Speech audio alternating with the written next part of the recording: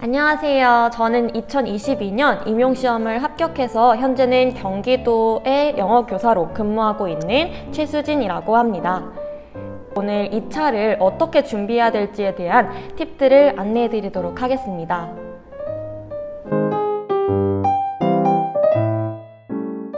먼저 2차 구성에 관해서 간단하게 소개를 드리자면 첫째 날은 수업 시연과 수업 나눔으로 구성이 되고요. 둘째 날은 심층 면접을 보게 됩니다.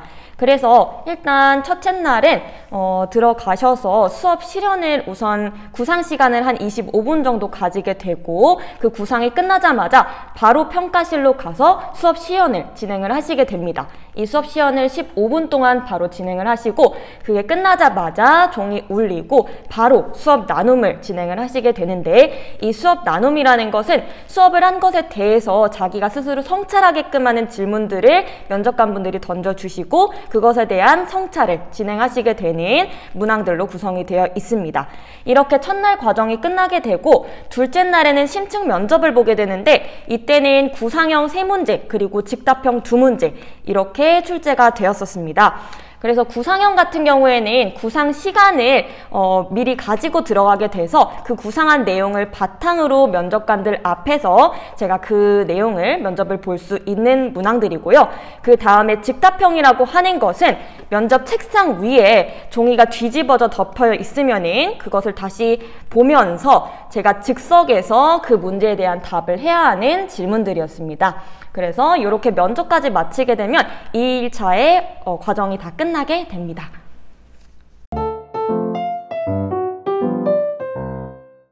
차에는 수업 실연과 수업 나눔을 진행을 하시게 됩니다.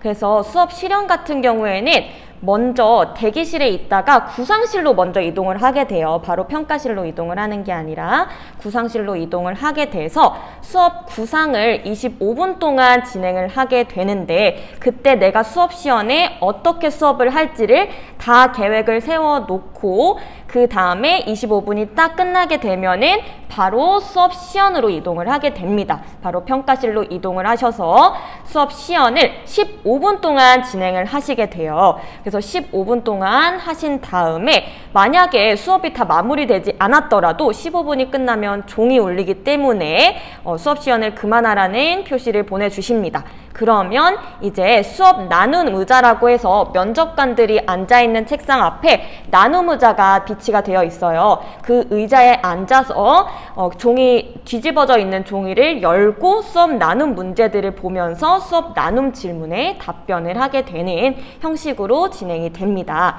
그래서 이 수업 나눔은 10분으로 이루어져 있어요. 그래서 정리를 하자면 구상실에서 25분을 사용을 하시게 되는 거고요. 그 다음에 평가실에서는 수업 실연의 15분, 그 다음에 수업 나눔의 10분 해서 총 25분을 사용하시게 되는 거예요. 그래서 이렇게 두 세트가 마무리되면은 1일차의 시연과 나눔은 마무리가 됩니다. 그 다음에 2일차에 가시면은 이때는 면접을 진행하시게 되는데요. 면접도 마찬가지로 평가실로 바로 이동하는 것이 아니라 먼저 구상실로 이동을 하시게 됩니다. 구상실에서 여러분이 받게 되는 거는 구상형 문제 3문항을 받게 돼요. 그래서 그 구상형 문항에 대한 답변을 15분 동안 구상을 할 수 있는 시간이 주어집니다. 마찬가지로 그것에 대한 구상을 15분 안에 끝내고 종이 울리면 바로 평가실로 이동을 하게 돼요. 평가실에서는 준비해왔던 구상형 3문항에 대한 답변을 먼저 진행을 하시게 됩니다. 그리고 그게 끝난 후에는 직답형 2문항이 책상 뒤에 마찬가지로 종이가 뒤집어져 있어요. 그 종이를 열고 직답형 문항에 대한 답변을 하게 되는데 이것은 따로 준비할 수 있는 시간이 주어지는 게 아니기 때문에 즉석에서 그 2문항을 읽고 답변을 하시는 구조로 진행이 되게 됩니다.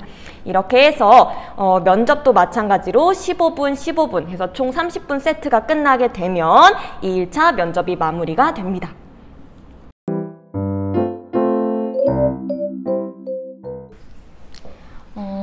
일단 2차를 딱 처음 보러 가게 되면은 먼저 대기번호를 뽑게 돼요. 1일차와 2일차 모두 그렇게 진행이 되는데, 대기번호를 뽑으시고 앞번호를 뽑으시면 되게 떨리게 되고, 그 다음에 뒷번호를 뽑으면은 한참 동안 기다려야 돼서 긴장이 약간은 좀 풀리게 되는 그런 상황이 있어요. 그래서 대기를 할 때는 사실 뭐를 참고를 할 수가 없기 때문에 그냥 마냥 조금 기다렸던 그런 시간들이었던 것 같고요. 일단 대기실에서 나오게 돼서 이제 평가실로 이동할 때가 조금 중요했던 것 같은데, 대기실에서 한번 구상실로 가게 되면은 그때부터는 절차가 굉장히 빠르게 진행이 됐던 것 같아요. 그래서 구상을 하고 나서 그 다음에 평가실로 이동을 할 때 저는 이제 이동하는 시간이 조금이라도 있을 줄 알아서 약간 숨을 돌리고 이제 평가실에서 수업 실연이나 면접이나 이런 것을 진행할 수 있을 줄 알았는데, 생각보다 바로 옆 교실로 이동을 해서 바로 이제 수업 실연을 하고 면접을 해야 되는 그 과정이 조금 와 진짜 벅차다라고 약간 느껴졌던 것 같아요. 그래서 구상실에서 평가실로 이동을 할 때 시간이 절대 많지 않으니 구상실에서 모든 구상을 다 끝내시고 준비가 된 상태로 평가실로 들어가시는 것을 염두를 해 두시고 하면 좋을 것 같습니다. 그리고 또 제가 약간 힘들었던 게 뭐냐면, 겨울이기 때문에 히터가 굉장히 빵빵하게 틀어져 있었어요. 그래서 사실 스터디룸에서 면접 준비나 이런 것을 할 때는 제가 이제 목이 좀 이게 마른다거나 이런 느낌을 전혀 한 번도 받은 적이 없었어서 그 부분을 한 번도 고민을 하지 않고 갔었는데, 막상 시험장에 들어가게 되니까 목이 너무 말라서 나중에 수업 시연을 할 때는 목소리가 제대로 안 나와서 조금 그 부분이 속상했던 것들이 있었어요. 그래서 구상실이나 이런 곳으로 이동하기 전에 충분히 물을 마시고 이동을 하시는 것을 조금 추천을 드립니다. 그리고 마지막으로 제가 조금 놀라웠던 거는, 저는 이제 잘 알아보지 않고 갔기 때문에 수업 실연장에 만약에 들어가게 되면은 면접관들이 이렇게 제 앞쪽으로 앉아 있는 줄 알고 들어갔는데, 그게 아니라 옆쪽으로, 오른쪽으로 이렇게 세 분이 앉아 계셔서 저를 측면에서 바라보는 그런 구조가 되더라고요. 그래서 저는 사실 그 부분을 생각을 못하고 갔기 때문에 처음에 약간 당황했던 부분이 있었고, 이렇게 제스처나 이런 거를 할 때 어디를 바라보고 해야 되지? 라는 부분이 조금 고민이 됐었는데, 여러분들은 그 부분을 조금 염두에 두시고 가셔서 들어가셨을 때 당황하지 않으셨으면 좋겠다 라는 생각을 조금 했었습니다. 그리고 마지막으로 조금 현장에서 당황스러운 부분이 또 뭐가 있었냐면, 이제 마스크를 쓰고 수업 실연이나 면접을 하게 되는데, 이 마스크가 굉장히 많이 내려가서 중간중간에 계속 이렇게 하고 수업을 해야 됐던 저는 경험이 있었어요. 근데 이 부분을 전혀 생각을 못했던 건 아니지만 큰 문제가 되지 않을 거라고 생각하고 시연장에 들어갔는데, 막상 갔을 때 그것 때문에 굉장히 큰 방해를 받았어서 나중에 나오고 나서 굉장히 좀 속상했었던 생각이 많이 들었었어요. 그래서 여러분들은 하실 때 여기다가 테이프, 살색 테이프를 붙여서 고정을 시키신다거나 아니면은 꼭 써보셨던 마스크를 그날 착용을 하신다거나 하는 방식으로 그런 방해 요인들을 최대한 줄여보시는 것을 조금 추천을 드리고 싶습니다.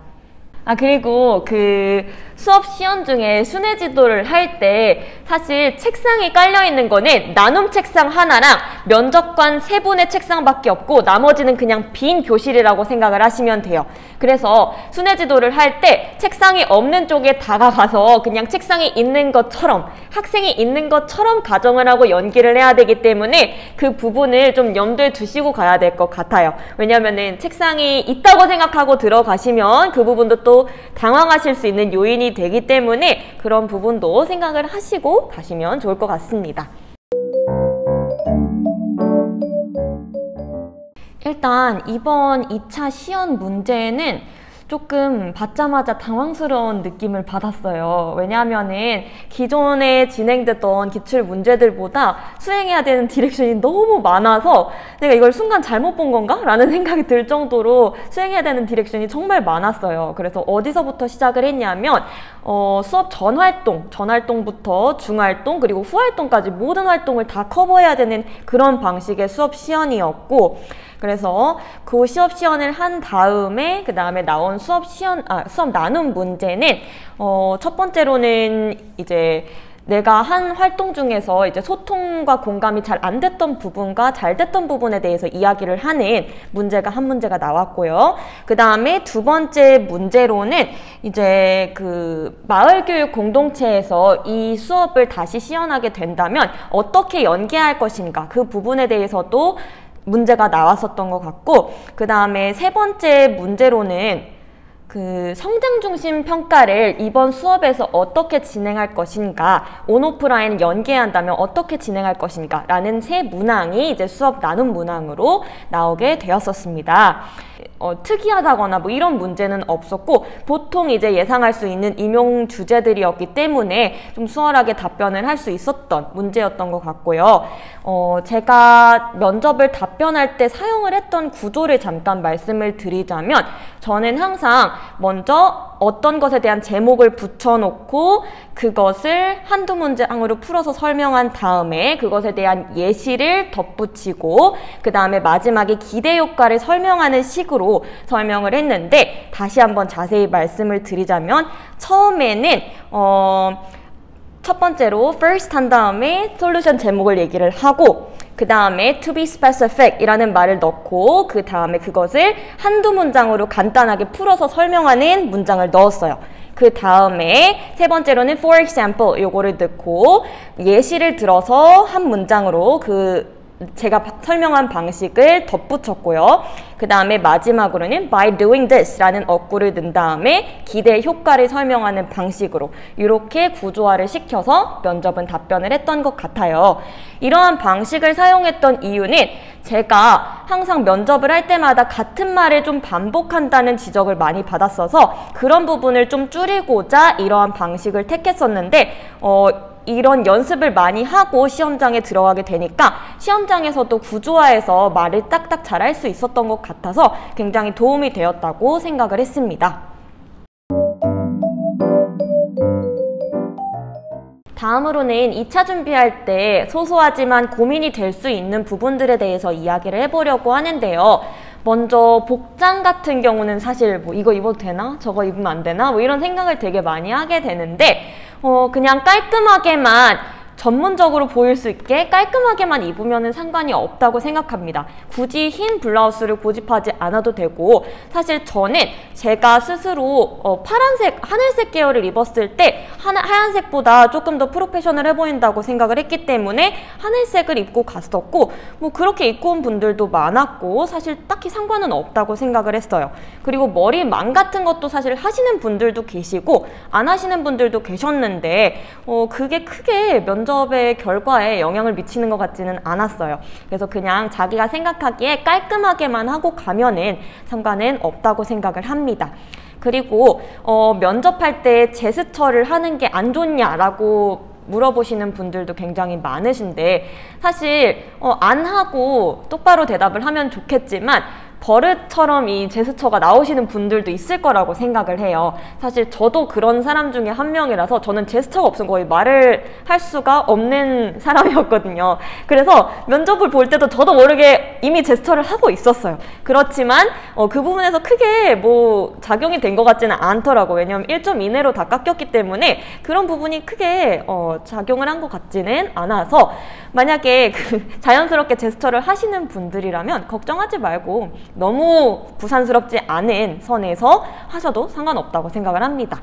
그 다음에 수업 시연 중에 순회 지도를 많이 하면 할수록 좋느냐라는 생각을 가지고 여쭤보시는 분들이 있는데, 사실 제가 생각하기에는 개인적인 생각이지만 순회 지도는 한 번 보여주면은 충분하다고 생각해요. 왜냐면은 순회 지도를 많이 해가지고 오히려 디렉션이나 이런 것들을 빼먹는 것보다, 해야 할 요소를 빼먹는 것보다는 순회 지도를 한 번 하더라도 그런 디렉션들을 잘 지키는 게 더 좋다고 생각을 하고, 두 번, 세 번 한다고 해서 사실 그 사람이 소통을 잘하는 사람처럼 보인다? 그렇게 보이지는 않더라고. 개인적으로 다른 선생님들의 수업 시연을 봤을 때 그렇게 생각을 했기 때문에, 개인적인 견해입니다만 그렇게 생각을 했습니다. 다음으로는 제가 2차를 준비할 때 굉장히 도움이 많이 되었던 자료들을 조금 소개를 해드리려고 하는데, 먼저 저는 가장 도움이 되었다고 생각할 수 있는 것들이 그냥 서적들, 책이었어요.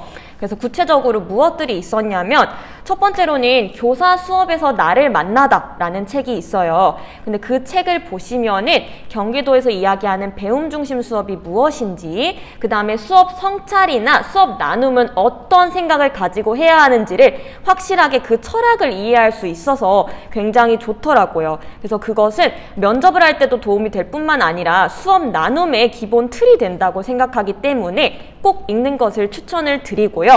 두 번째로 또 책이 어떤 책이 도움이 되었냐면 교사의 배움 그리고 배움의 공동체라는 책이 있어요. 마찬가지로 배움 중심 수업에 대해서 굉장히 잘 알 수 있는 책들이어서 그런 책들도 굉장히 도움이 되었습니다. 또 마지막으로 소개해드릴 책들은 1등주의 교육을 넘어 라는 책이 있었는데 뭔가 제 교육관과도 맞아 떨어져서 저는 되게 좋아했던 책인데 면접에서 활용할 수 있는 멋진 말들도 굉장히 많았고 교육 철학 자체를 다시 한번 새길 수 있는 책이어서 큰 도움이 되었었습니다. 그리고 또 학급에서 아이들을 어떻게 지도해야 될지에 대한 그 문제들이 나왔을 때 답변을 하는 게 저는 조금 어려웠었는데 행복한 교실을 만드는 희망의 심리학이라는 책을 보고서 그 팁들을 조금 알아갈 수 있었던 것 같아요.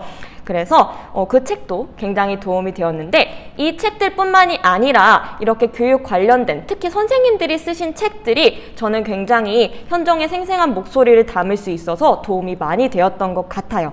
그래서 책들로 기본적으로 제 교육 철학을 세운 다음에 이제 시책이라던가 아니면은 유튜브 자료라던가 이런 조금 더 현장의 목소리를 담을 수 있는 자료들을 보는 게 좋았던 것 같아요. 그래서 또 도움이 됐던 자료로는 경기교사 온 유튜브라는 그 중등 TV가 있어요. 그래서 그런 자료들을 볼 때는 현장에서 선생님들이 진짜 융합 수업을 어떻게 진행하시는지, 영어 수업 어떻게 진행하시는지 이런 우수 사례를 보면서 제 면접에서 답변으로 사용할 걸로 뽑아오기도 했고 또 많은 참고가 되기도 했습니다. 또 비슷한 자료로는 경기도교육청에 들어가시면 각종 자료들이 있어요. 예를 들어서 성장 중심 평가라던가 배움 중심 수업 이런 것들에 대한 파일을 만들어 놓은 자료들이 있는데 그런 자료들도 굉장히 큰 도움이 되었습니다. 그리고 마지막으로는 교육부의 행복한 교육이라는 잡지가 있어요. 그래서 그것도 마찬가지로 현장에서 우수한 사례들을 잘 알 수 있었던 그런 자료였습니다. 그래서 이런 자료들을 토대로 준비를 하시면은 사실 2차 준비 수월하게 하실 수 있을 것이라 생각을 합니다.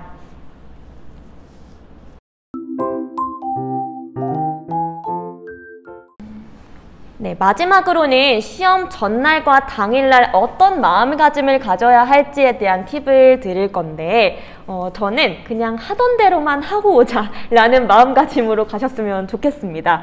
어차피 전날 새로운 거 추가해봤자 그게 긴장된 상황이기 때문에 면접 상황에서 나오지 않아요. 원래 하던 걸 하게 돼 있으니까 그냥 그만큼만 하고 오자 라는 생각으로 너무 욕심부리지 말자는 생각으로 내가 할 수 있는 선에서 최선을 다하고 오면 분명 좋은 결과가 있으실 거라 생각합니다. 지금 2차 준비하시느냐 매일매일 울고 매일매일 멘탈이 와르르 흔들리고 정말 포기하고 싶고 그런 심정이 드실 거라고 확신을 해요. 근데 모두 다 그런 심정이고 절대로 못해서 그러는 게 아니라 이 촉박한 일정에 어쩔 수 없이 그런 마음이 생기는 것 뿐이기 때문에 조금만 참고 노력을 하시면은 충분히 좋은 결과 있으실 거라 생각합니다. 절대 포기하지 말고 화이팅 하시길 바랍니다.